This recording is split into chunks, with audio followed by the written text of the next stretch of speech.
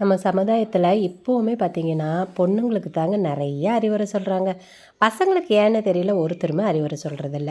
என்னதான் பொண்ணுங்க வளர்ந்து பெரிய பெரிய வேலைக்கு போய் பெருசாக சாதிச்சா கூட மேக்ஸிமம் எல்லா வீட்லேயும் பார்த்திங்க அப்படின்னா பொண்ணுங்களுக்கு மட்டும் ஒரு கட்டுப்பாடு வச்சுருக்காங்க. என்ன அப்படின்னா, பொண்ணுங்க அப்படின்னாலே அனுசரித்து போகணும், விட்டு கொடுத்து போகணும், சண்டை போடக்கூடாது, கத்தக்கூடாது, வீட்டுக்காரை எடுத்து பேசக்கூடாது, எல்லா விதத்துலேயும் ஃபேமிலியை அனுசரித்து போகணும். ஸோ இந்த மாதிரி எல்லாமே பொண்ணுங்களுக்கு தாங்க சொல்கிறாங்க.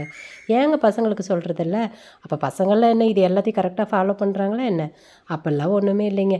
ஆனால் நிறைய வீட்டில் பார்த்திங்கன்னா பொண்ணுங்க ரொம்ப நமக்கு அதிகாரம் இருக்குது அப்படின்னு சொல்லி அதை தப்பாக யூஸ் பண்ணுறவங்களும் இருக்காங்க. நான் அவங்களையெல்லாம் நான் எதுவுமே சொல்லலைங்க. ஆனால் நல்ல விதமாக குடும்பம் நடத்துகிற எத்தனையோ பொண்ணுங்களுக்கு இன்னுமே இந்த மாதிரியான ஒரு டார்ச்சர் இருக்க தான் செய்யுது.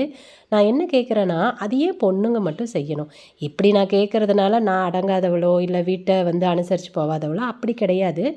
நானும் இதில் எல்லாம் அனுபவிச்சுட்டு வந்ததுனால தான் இந்த கேள்வி கேட்குறேன். இது என் மனசுக்குள்ளே ரொம்ப நாளாக இருக்கிற ஒரு குமுறல்னு கூட சொல்லலாம். நாங்கள் எல்லாமே பண்ணுறது தான், எல்லாமே விட்டு கொடுத்து போகிறோம், அனுசரித்து போகிறோம், எல்லாமே நாங்கள் பண்ணுறது தான். ஆனாலும் கூட ஏன் இன்னுமே எங்களை குட்டிக்கிட்டே இருக்கிறீங்க? ஏன் இந்த ஆம்பளை பசங்கள்கிட்டையெல்லாம் சொன்னால் என்ன ராவியெல்லாம் என்ன கேட்க மாட்டாங்களா என்ன? எல்லா ஆம்பளை பசங்களும் என்ன அப்படியே வீட்டுக்கு அனுசரிச்சோ விட்டு கொடுத்து போயோ சண்டை போடாமே இருக்கிறாங்களா என்ன? இன்னும் சொல்லப்போனால் பொம்பளைங்க அதிகமாக கத்துறதுக்கு காரணமே பார்த்திங்கன்னா வீட்டில் இருக்கிற ஆளுங்களாக தான் இருப்பாங்க. அது வீட்டுக்காரராக இருக்கலாம், மாமனார் மாமியாராக இருக்கலாம், குழந்தைங்களா இருக்கலாம், யாராக வேணாலும் இருக்கலாம்.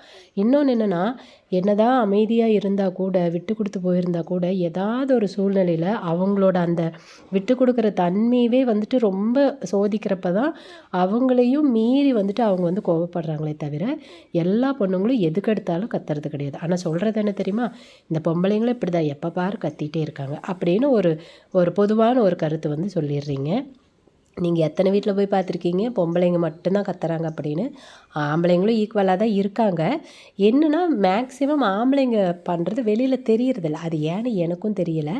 இன்னும் சொல்லப்போனால் பொண்ணுங்களோட வீட்டில் அவங்க அம்மா வீட்லேயே அவங்களுக்கு சப்போர்ட் பண்ண மாட்டாங்க நிறைய வீட்டில். இன்னும் சொல்லப்போனால் அந்த பொண்ணுங்களும் ரொம்ப நல்ல பொண்ணுங்களாக தான் இருப்பாங்க.